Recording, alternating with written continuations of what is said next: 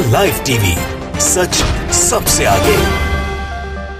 दोस्तों, बिल्किस बानो का पूरा मामला तो आपको अच्छे से मालूम है। कैसा मामला जो अंदर तक लोगों को हिला के रख देता है। एक ऐसी महिला जो अपने इंसाफ के लिए, अपने न्याय के लिए लड़ाई लड़ रही है निरंतर, और सरकार जो गुजरात की है बीजेपी की, वो उसके बलात्कारियों को, उसके परिवार के कातिलों को वक्त से पहले रिहा करके एक विवाद बड़ा छेड़ देती है। लेकिन अब सुप्रीम कोर्ट के हस्तक्षेप के बाद से बीजेपी की दोनों सरकारें, यानी केंद्र में बैठी मोदी सरकार और गुजरात में बीजेपी की सरकार की मुश्किलें जो है बढ़ती हुई दिख रही हैं, क्योंकि सुप्रीम कोर्ट ने अपनी रजामंदी दे दी है एक नई बेंच, एक अलग बेंच बनाने की, जो बिल्किस बानो के बलात्कारियों को वक्त से पहले रिहा करने के मामले के ऊपर सुनवाई करेगी। और जी सलाम ने लिखा है, बिल्किस बानो की अर्जी पर सुप्रीम कोर्ट का केंद्र और गुजरात सरकार को नोटिस।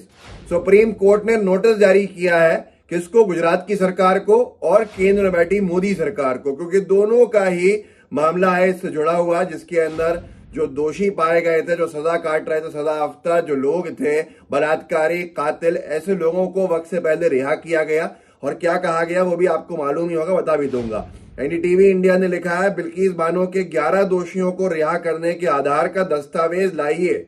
सुप्रीम कोर्ट का केंद्र को नोटिस। सुप्रीम कोर्ट ने दस्तावेज मांगा है, किसको? केंद्र सरकार को, कि भाई जिस आधार के ऊपर रिहा किया गया है, जिस डॉक्यूमेंट की बुनियाद पे इन दोषियों को वक्त से पहले रिहा किया गया है, बिल्किस बानो के बलात्कारियों को, उसके परिवार के कातिलों को आजाद जो किया गया है, उस दस्तावेज को सुप्रीम कोर्ट में लाके रखिए। अब बताना पड़ेगा सुप्रीम कोर्ट में अमित शाह जी के गृह मंत्रालय को और बीजेपी की जो गुजरात राज्य की सरकार है उसको, कि किस डॉक्यूमेंट के आधार पे, किसके आदेश के साथ इन पूरे त्रिवृत्त दोषियों को वक्त से पहले रिहा किया था।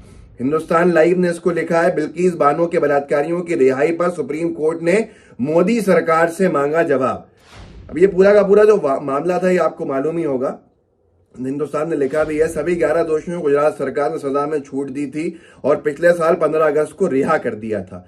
बिल्किस बानो ने अपनी लंबित रिट याचिका में कहा है कि राज्य सरकार ने उच्चतम न्यायालय द्वारा निर्धारित कानून की पूरी तरह से अनदेखी करते हुए एक यांत्रिक आदेश पारित किया। घटना के वक्त बानो 21 साल की थी और 5 महीने की गर्भवती भी थी। गोधरा में साबरमती एक्सप्रेस ट्रेन के एक डिब्बे में आग लगा। आग की घटना के बाद भड़के दंगों के दौरान उनके साथ सामूहिक बलात्कार किया गया था और उनके परिवार के 7 सदस्यों की हत्या कर दी गई थी, जिनमें 3 साल की एक बेटी भी शामिल थी। ऐसे दरिंदों को वक्त से पहले छोड़ने का जो कृत्य किया गया, उसको अब सुप्रीम कोर्ट ने सख्ती से लिया है। और सुप्रीम कोर्ट में न्याय की लड़ाई बिल्किस बानो अपनी लेके पहुंची थी और बिल्किस बानो की बात को सुनते हुए सुप्रीम कोर्ट सुनवाई को तैयार भी हुआ। एक अलग बेंच बनाने की अनुमति भी दी है और अब सीधे मोदी सरकार से सवाल किया है, नोटिस भेजा है कि भैया किस आधार के ऊपर सरकार ने इन दोषियों को वक्त से पहले रिहा किया, किस डॉक्यूमेंट की बुनियाद के ऊपर, किस दस्तावेज की बुनियाद पर यहां अदालत में लेकर आइए, जवाब दीजिए। आपको याद होगा कितना हंगामा हुआ था 15 अगस्त को जब छोड़ा गया था, पिछले साल जो आखिर के अंदर था, कि ये हेडलाइंस छपी थी।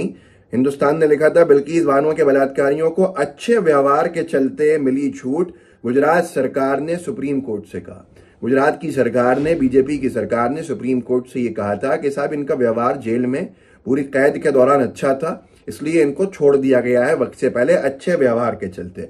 आप सोचिए, बलात्कारी, खूनी, कातिल, दरिंदों का भी व्यवहार देखा जा रहा था। बिल्किस बानो जब बेचारी विक्टिम थी वहां पर, और पीड़िता जब बिल्किस बानो का, पीड़िता का नाम बिल्किस बानो है, तो फिर अच्छा व्यवहार देखा जा रहा है उन दरिंदों का जिन्होंने दरिंदगी की सारी हदें पार कर दी थी, कि अच्छा व्यवहार के चलते छोड़ दिया। ये जवाब किसने दिया? हलफनामे में सीधे तौर के ऊपर गुजरात की बीजेपी सरकार ने ये हलफनामा दायर किया था और 11 दोषियों के छूट देने के फैसले का बचाव करते हुए सुप्रीम कोर्ट के अंदर, आप सोचिए।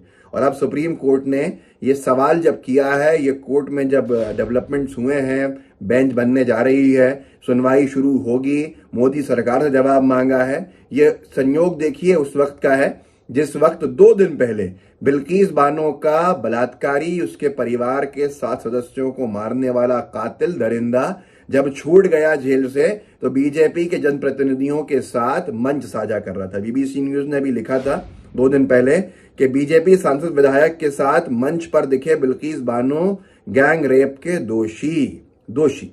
आरोपी नहीं, दोषी।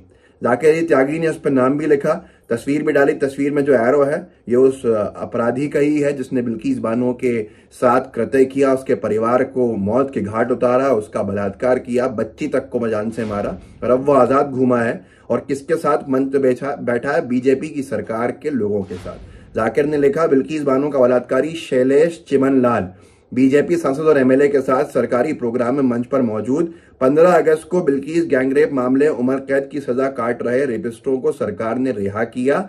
अब वो दाहोद में बीजेपी सांसद जसवंत भाभोर और लिम्बखेड़ा के एमएलए शैलेश भाभोर के साथ सरकारी मंच पर है। अब आप सोच सकते हैं कि ऐसे दरिंदों को बीजेपी के नेताओं ने, बीजेपी के चुने हुए सांसद विधायकों ने गुजरात की सरकार के कार्यक्रम के मंच के ऊपर जगह दी और साथ में सम्मान देकर बिठाया।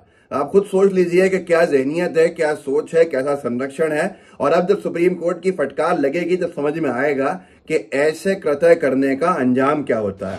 उच्चतम हिंदुस्तान लाइव ने लिखा है कि उच्चतम न्यायालय ने 2002 गुजरात दंगों के दौरान सामूहिक बलात्कार की शिकार बिल्किस बानो की उस याचिका पर सोमवार को केंद्र, गुजरात सरकार और अन्य से जवाब तलब किया, जिसमें उन्होंने दोषियों को समय पूर्व रिहा किए जाने के फैसले को चुनौती दी है। गुजरात के गोधरा में साबरमती एक्सप्रेस के एक डिब्बे में आगजनी की घटना के बाद भड़के दंगे के दौरान बानो के साथ सामूहिक दुष्कर्म किया गया था और उनके परिवार के 7 सदस्यों की हत्या कर दी गई थी।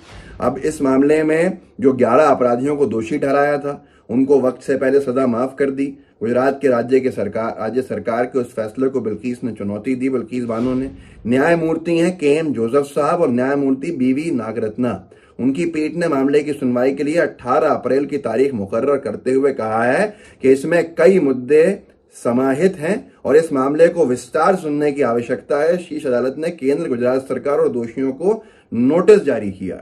अब सीधे तौर पे ये कहा है सुप्रीम कोर्ट ने कि वो दस्तावेज लाइए जिसके आधार के ऊपर आपने इनको रिहा किया, इनकी सजा को माफ किया। अब ये फिर से क्या सुप्रीम कोर्ट में बीजेपी की सरकार कहेगी कि साहब अच्छा व्यवहार था इन बलात्कारियों का, इन दंगाइयों का, इन कातिलों का, इसलिए इनको समय से पहले छोड़ दिया। अब यहाँ विषय सीधा सीधा ये है कि क्या इंसानियत को देखे बिना और सिर्फ धर्म के हिसाब से बीजेपी की सरकार में फैसले होते हैं? क्या सिर्फ पोलराइज करने के उद्देश्य से, चुनाव जीतने के मकसद से इस तरह की कार्रवाइयां होती हैं? ये बड़ा सवाल है। आगे दोनों ही सरकार जो बीजेपी की हैं इनको जवाब देना है, सुप्रीम कोर्ट के सामने जवाब देना है। और किस तरह की सुनवाई वहां चलेगी आने वाले वक्त में ये साफ दिखेगा अगले जो खबरें आएंगी। और ये बात तो साफ है कि बीजेपी की सरकार को अब जवाब देना पड़ेगा कि उन्होंने ऐसे दरिंदों को वक्त से पहले क्यों छोड़ा और बिल्किस बानो के साथ ये अन्याय क्यों किया। इस वीडियो को आगे बढ़ाइएगा, लोगों को जागरूक कर सकते हैं। व्हाट्सएप ग्रुप पर जागरूक कीजिएगा, शेयर करके इसके लिंक को, साथ में लाइव टीवी को सब्सक्राइब भी कीजिए, बेल आइकन भी दबाइए। जय हिंद, जय भारत।